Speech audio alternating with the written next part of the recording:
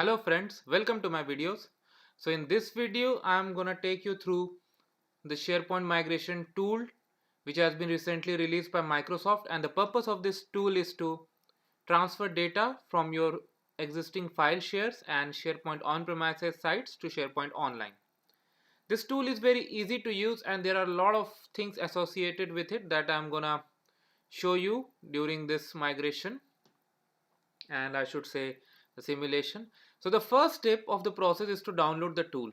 So as you can see, I have opened the page from Microsoft site where you can actually download it. So let's go ahead and select this, click on install.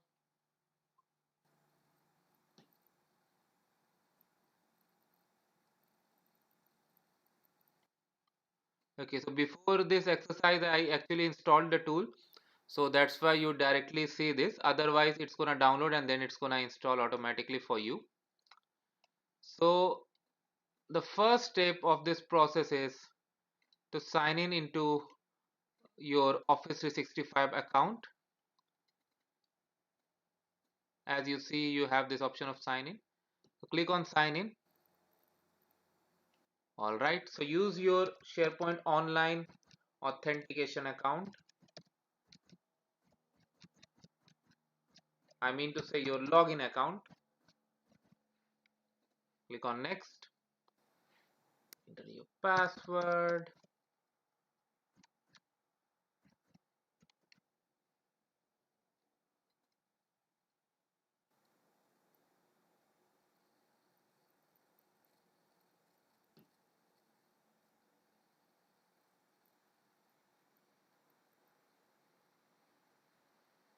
Okay.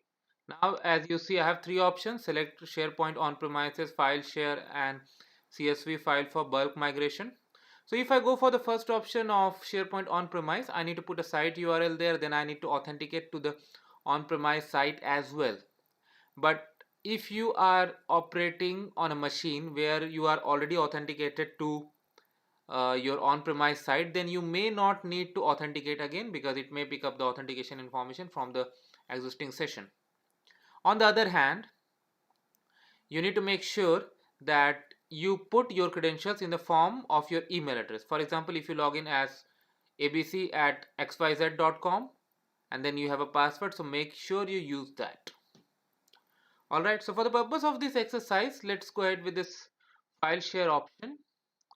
It is asking me choose of what file share do you want to migrate. So I have already created a folder in my environment. This is what I'm gonna migrate. So I click on next. It is asking me to put a SharePoint online site URL and then it's gonna populate the list of document libraries based on that.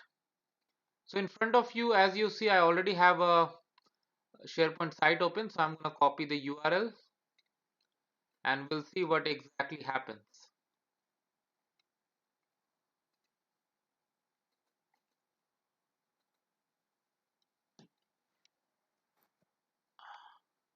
So I entered the URL and then I pressed tab. So now it was reading the document. See, it was reading the document libraries. So now this tool was able to read all available document libraries and you can see the names here. Now out of this drop down, you're gonna select one where your destination is gonna be. So as I showed you just a few seconds back, I'm transferring into this level. So I select this and click on add.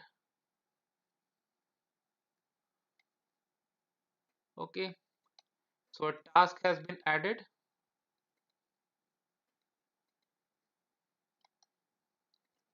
So as you can see, we are now ready to migrate. I have this option enabled now. So let's go and check what else can we do. Okay, so I have a tab for settings, only perform scanning, so it's off. Enable incremental migration, that's good. Migrate file version history, okay. Keep all versions. Do not migrate hidden files, off. If I keep on, only none hidden file would go. Oh, I can even migrate certain files by putting such filters. Wow. But this for on premises and this is for both. Modified before. Wow, that's great. Oh, and another thing, I can even select the file types that I want to migrate. Okay, and I have to put a separator.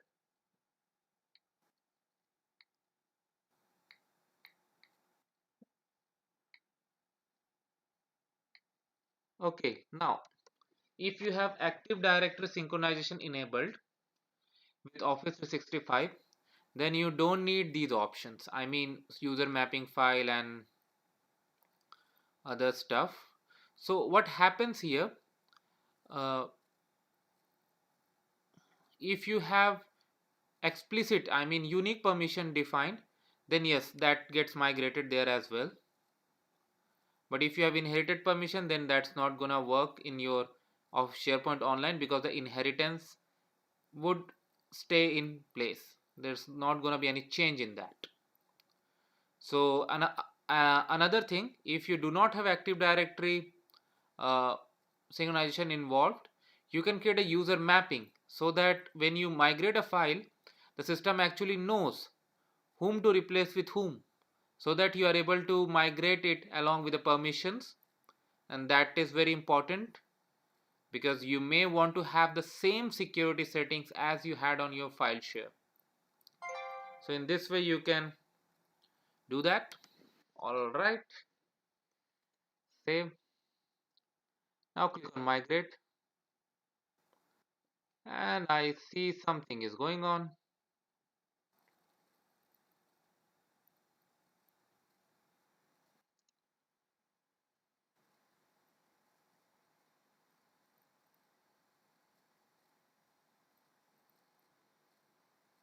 So it is in the first round, and right now it is scanning for the files. That's good. Now it is migrating.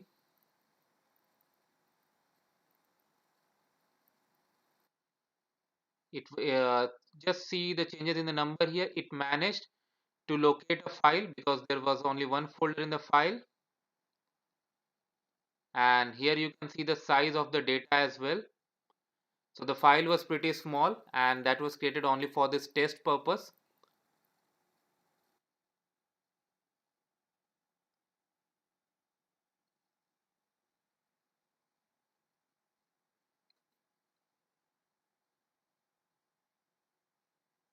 Okay, so you can even view the task report as well. That's gonna show you how it worked. See, it's gonna show you everything, like file summary, package summary, scan the user not mapped also.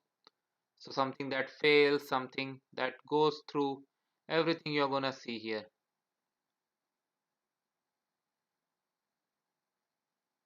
Now once you migrate a file, you can always keep it for future incremental use, so that in case of any changes in your shared drive, you can migrate the same to your environment.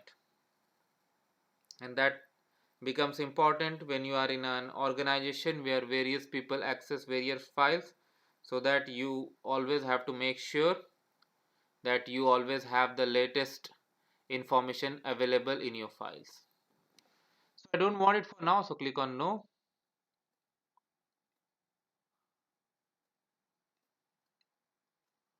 Okay, I can click the report, and that's, if I'm not wrong, yes, that's gonna take me to the same folder, and I can see some else summary report. Let's take a look. How does it look like?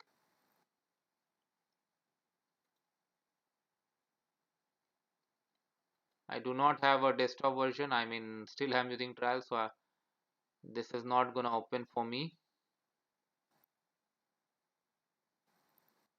But anyway, now we understand how it goes through. So I hope you like this video.